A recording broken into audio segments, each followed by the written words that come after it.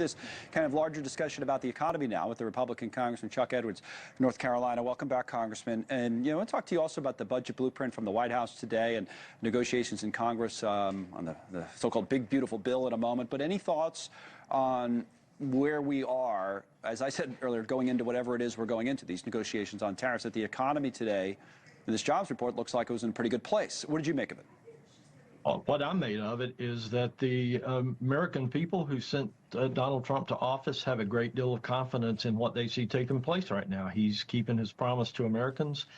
He's using tariffs to bring folks to the table and create a much stronger economy that makes a far more fair playing field globally. Now, the other thing he wants to do, and he outlined this today, and, budgets proposals from the White House are always very, very interesting because it's not like a binding situation. It's just, hey, here's the blueprint. Here's what I want you to do, essentially, Congress. And now you guys go debate my ideas.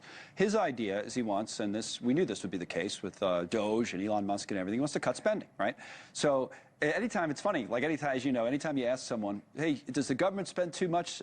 People always say, yeah, let's cut it. But then when you say, well, let's cut X, Y, and Z, they say, well, no, I don't want to see that. So the president had a lot of things. We could put some of them up that he wants to cut: foreign aid, environmental programs, there you go, FEMA, all this, and some other things that he wants to increase. What did you make of his blueprint?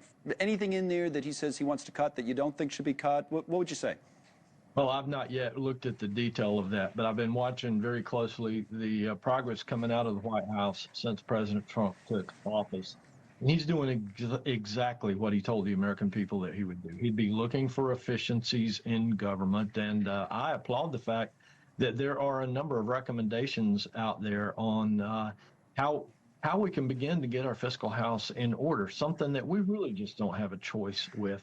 There's no question there'll be quite a bit of debate on the items that we cut and to what degree. But I applaud the fact that the president is giving us a really good starting point. Mm-hmm. So the Democrats are going to hit you on this in the way that I just described, right? So Chuck Schumer today, for example, put out a statement that he said his policies are nothing short of an all-out assault on hardworking Americans as he guts health care, slashes education, and hollows out our programs that families rely on. He's bankrolling tax breaks for billionaires and big corporations. How would you respond, not just to that, but specifically, how do you think Congress responds in terms of will the tax cuts be extended? Will there be cuts if you really want to cut it to the debt and deficits we have on programs, Medicaid, for example? Well, what we see is clearly political rhetoric. That's one thing that I've gotten accustomed to in the 29 months that I have served in Congress, whether it's based in fact or not. And I think you're going to see Congress take a very practical, pragmatic way in looking at the various programs and working to get the right number of votes to get something back on the president's desk that the American people would be pleased with. The American people have demanded that we find savings. But my point is it requires hard choices, maybe the right choices. You may argue they're the right choice. But say, for example, with Medicaid, I've heard some people say, well, we could just find it all waste, fraud, and abuse. But the analysts look at it and say, you're not going to get enough there. You're going to have to make actual cuts to a program that affects real people. And you may say that's necessary. Do you think it's necessary? I think that we need to give the E&C committee the opportunity to do the work that they've been challenged to do through reconciliation.